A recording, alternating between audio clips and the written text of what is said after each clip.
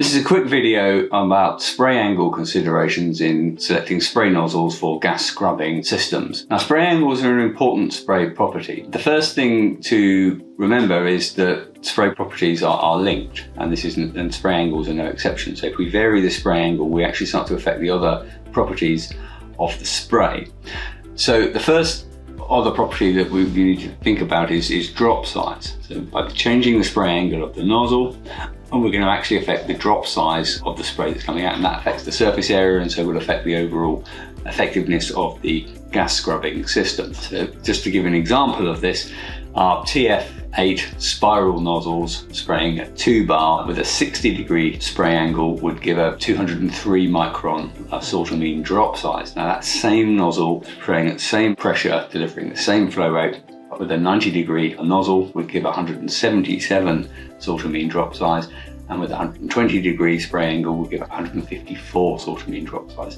So we can see the bigger the spray angle, generally speaking, the smaller the drop size will be, and it can be quite significant differences in drop size, and so quite significant differences in scrubber performance, even though all of those TF8 nozzles have exactly the same flow rate. So we need to factor that in, and you can't vary the spray angle in isolation. The other big effect of varying spray angle is we affect the forward momentum of the spray. This is the momentum of the spray, the force of the spray coming directly out of the spray nozzle. And we can easily see why this is. If you think about the conservation of momentum, if the same amount of liquid is coming out but it's being distributed more horizontally, and we can see that the forward component of that momentum is going to be spread out, it's going to be reduced, because we're having more and more of a horizontal component of momentum.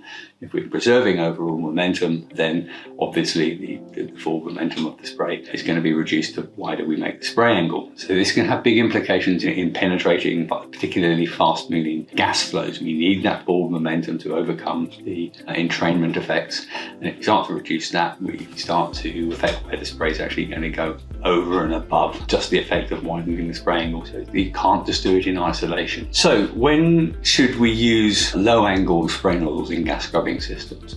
So if we have very fast moving gas flows, it may be suitable to use lower angle spray nozzles, because we want that extra forward momentum, we want that penetration into the gas flow. And so even though we're getting bigger drop sizes, which may reduce scrubber efficiency, reduce surface area, we may want to have that extra forward momentum. That may be more important than having a smaller drop size. When we're looking at something like Venturi scrubbers, Venturi scrubbers have a narrow throat, and we don't want to be hitting the walls that much in gas scrubbing applications. So we may, the geometry of the actual Venturi scrubber may dictate that we want to have some narrow sprays going into that throat, so we're not hitting the walls as the Venturi scrubber narrows. So that'd be two situations where we might want to use a narrow angle spray nozzles and scrubbers. So when to use wide angle nozzles. So if we have slower moving gas flows, we're not so worried about that forward momentum. We can spread out the spray better, and we're not so worried about that entrainment. So in slow moving gas flows, we may want to use wide angle nozzles there. Now take advantage of their better coverage and smaller drop size. If we have very large areas to cover, if we're using wide angle spray nozzles, we can do so with less nozzles. That means less pipe work and less number of nozzles, and all of the infrastructure that we need to feed those nozzles.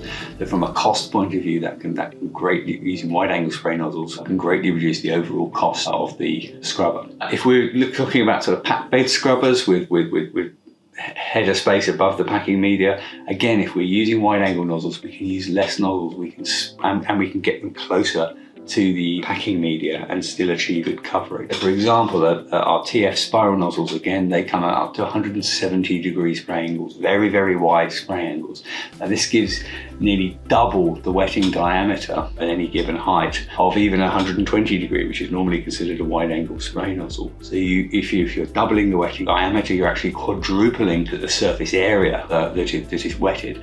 So you could perhaps use 3 or 4 times fewer nozzles to cover the whole of your packing media. That means 3 or 4 times less pipe work, and you can get it a lot closer to the packing media, still get that coverage, and so reduce the wasted headspace above that packing media, which again can reduce the cost of the scrubber. So spray angles can actually help reduce the overall cost of the system if we get them right. So that's our quick video on some spray angle considerations for nozzles and gas scrubbing systems. Hope you found it useful. Hope you find the rest of the videos in this series useful. And if you have any other questions on gas scrubbing, spray nozzles, or any other spraying systems, please give us a call. We're Spray Nozzle people, are experts in spray nozzles, and we're happy to talk to you about all of your spray nozzle requirements.